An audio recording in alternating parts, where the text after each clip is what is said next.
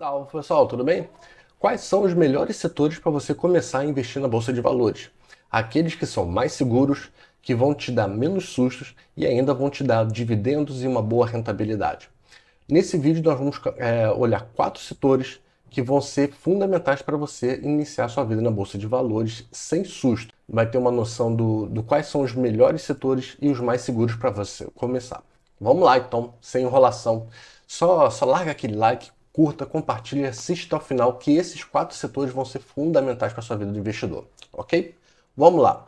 O primeiro setor que a gente vai falar, e é um tanto óbvio, é o setor financeiro. Investir em banco. Se tem alguma coisa aqui no Brasil que não dá prejuízo, é banco.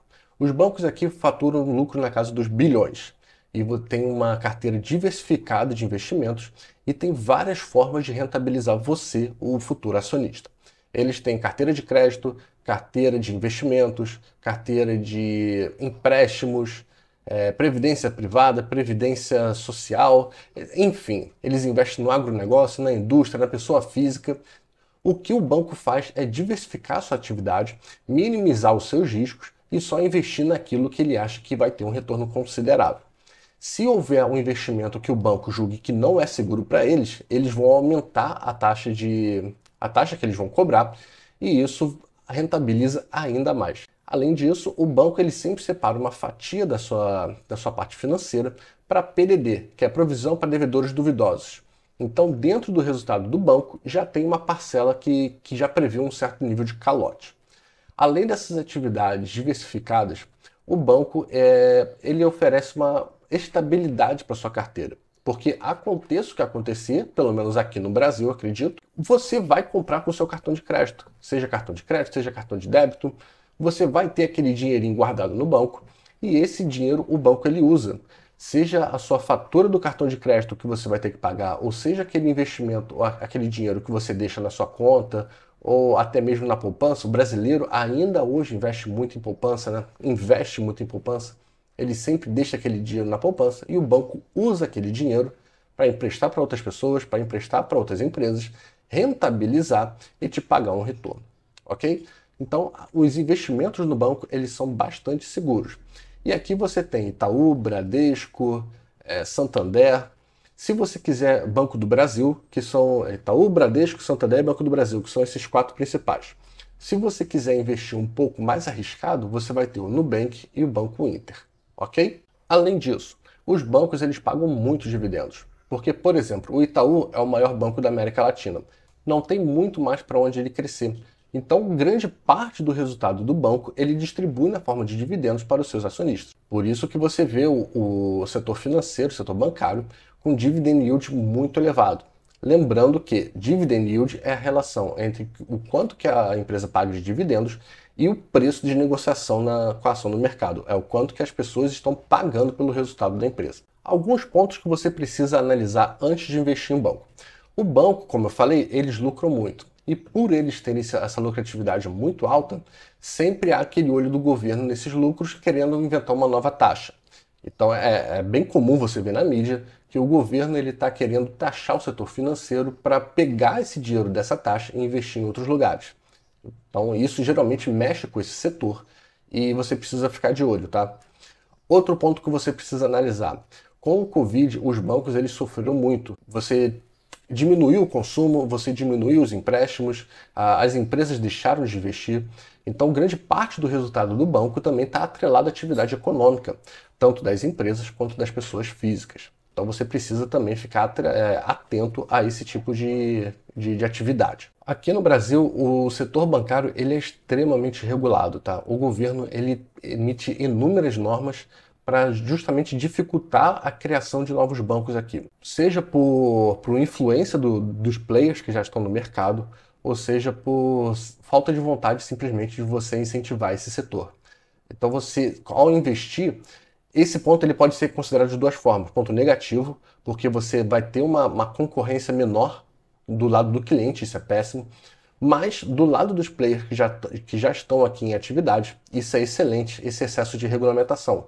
Porque você aumenta as barreiras de entrada, dificulta a entrada de novos entrantes e você sabe que com menos concorrência o resultado daquele banco ele tende a ser maior, porque ele tem a maior possibilidade de impor novas taxas e taxas maiores. Então, eu sei que isso não é tão agradável assim, mas você precisa analisar o lado de que você está analisando. Do lado do cliente, isso é muito ruim, mas do lado do investidor, isso é bom. Então, separe essas visões de análise. Vamos seguir. Fazendo um resumo, então. Aqui, se você investir no setor financeiro, você vai ter acesso a ótimas empresas, empresas bem geridas, com um portfólio bastante diversificado e rentável. Você terá acesso à distribuição regular de dividendo e bastante dividendo. Você terá acesso a empresas resilientes e que, não importa o que aconteça na crise, elas se sairão bem, porque os bancos geralmente são os últimos a serem atingidos. Se alguma crise chegar ao banco, é porque todo o setor, toda a cadeia produtiva já foi afetada. E você lembrar também os pontos de atenção: regulamentação governamental, novos impostos, PDD, que é provisão para devedores duvidosos, ficar a essas variações de crédito, se o banco está emprestando muito, a qualidade das pessoas com que ele está emprestando ou a qualidade das empresas. Vamos ao nosso segundo setor. O segundo setor é o setor de saneamento. E aqui é uma coisa muito óbvia, mas às vezes o óbvio precisa ser dito. O setor de saneamento ele é essencial para a vida humana. Aconteça o que acontecer, você vai ter que pagar a sua conta de água e a sua conta de esgoto. Então, essa previsibilidade de receita faz esse um dos melhores setores que você tem para investir na nossa bolsa. Além disso, você tem uma geração estável de receita, você tem baixa suscetibilidade de variações econômicas, não importa se a economia está bem ou se ela está mal. Você vai beber água e você vai usar os outros serviços dessa empresa. Assim como no setor bancário, o setor de saneamento também é bastante regulado pelo governo. E mais uma vez, isso você tem um viés positivo e um viés negativo. O viés positivo é que você aumenta as barreiras de entrada, você diminui a competição e essas empresas tendem a ter uma rentabilidade maior do que ela teria se fosse num setor competitivo. Ok? Esse é do ponto de vista do investidor. Do ponto de vista do cliente, nem tanto. Como essas empresas elas funcionam basicamente num monopólio natural, porque você não tem como você colocar muitas empresas de saneamento por causa da estrutura, da tubulação ou diversos outros fatores. Então, do lado do cliente, você vai ter a noção de que aquela empresa ela poderia ser mais eficiente e cobrar uma tarefa melhor se ela estivesse num ambiente de concorrência. Mas a gente precisa analisar a realidade como ela é, ok? Então, você tem um mercado que funciona basicamente no monopólio natural, regulado pelo governo. Uma outra especificidade nesse setor é que você tem empresas públicas nesse setor, como a Sanepar, como outras empresas, mas você também tem empresas privadas que funcionam tanto em Minas e agora você vai ter a privatização da Sabesp lá em São Paulo. Então, nesse setor você consegue investir tanto em empresas públicas quanto em empresas privadas e aí fica a sua escolha. Vamos para o próximo setor. O próximo setor é o setor elétrico. Assim como no setor de saneamento, esse setor ele constitui como uma necessidade básica do ser humano. Então, aconteça o que acontecer, você vai utilizar a luz. E esse setor ele é dividido em 3 pontos: geração, transmissão e distribuição de energia. Esses 3 pontos apresentam ótimas empresas, empresas rentáveis e interessantes de você investir. Um dos pontos principais desse setor é a previsibilidade de receita, porque como as empresas elas funcionam através de contrato de concessão com o governo, e esses contratos de concessão, eles são bastante longos, 25, 30 anos, até podendo ser renovado, a empresa ela tem essa estabilidade de contrato, ela tem a estabilidade do público que ela vai atingir, então ela consegue se endividar mais, se ela aumentar o seu grau de alavancagem operacional para conseguir rentabilizar mais e conseguir investir em novas tecnologias, que inclusive é um dos pontos que você precisa ter um pouco mais de cuidado, porque tanto empresas de transmissão, geração e distribuição de energia precisam emitir, como é que eu posso dizer, grandes quantidades de dinheiro tanto para investimento, que é o CAPEX, quanto para manutenção, que é o OPEX. Quando vocês olharem esses indicadores, vocês vão observar que o CAPEX, tanto o CAPEX quanto o OPEX, eles são bastante elevados nesse segmento. Mas como ele tem uma previsibilidade grande de receita, essas empresas elas conseguem modernizar a sua estrutura e distribuir bastante dividendos, porque não tem muito mais para onde ela investir, a menos que ela consiga comprar novas concessões. Então é um setor que distribui bastante dividendos, é um setor bastante previsível e que você não vai ter grandes sobressaltos, tá? Alguns pontos que você precisa ter atenção. Se você investir numa empresa geradora de energia elétrica, você precisa ter atenção. Ela é uma empresa suscetível a crises climáticas. Quando aconteceu, por exemplo, acho que em 2020, aqui no 2020 ou 2021, foi por aí que aconteceu uma grande seca. Então, fenômenos como El Niño, fenômenos como La Niña, que acontecem frequentemente, afetam principalmente o setor de geração de energia. O setor de transmissão e distribuição de energia, eles são mais estáveis. Por isso, eles tendem também a apresentar uma maior distribuição de dividendos, porque eles não têm esse risco que o setor de geração possui. Além disso, um ponto que pode ser positivo, pode ser negativo, a depender da forma como você olha. Essas empresas de geração, principalmente de geração de energia, elas estão investindo muito em fontes renováveis. Tanto energia solar, eólica. Só que qual é a questão? Se você analisar a geração de energia por custo, esse segmento de energia ele tende a ser menos rentável do que a geração de energia hidrelétrica ou até mesmo a carvão ou a gás natural. E como essas empresas, por causa da agenda ecológica, estão investindo muito nesse setor, o custo da energia elétrica tem aumentado. E com isso tem afetado gradativamente, de forma mais relevante, o rendimento e a rentabilidade, tá? O resultado dessas empresas. Se você olhar o DRE dessa empresa, você vai ver que o custo gigawatt-hora de segmentos de energia alternativa quanto os de perene, eles são ligeiramente maiores e eles geram menos energia do que os demais setores. Eu não estou dizendo que isso aqui é ruim.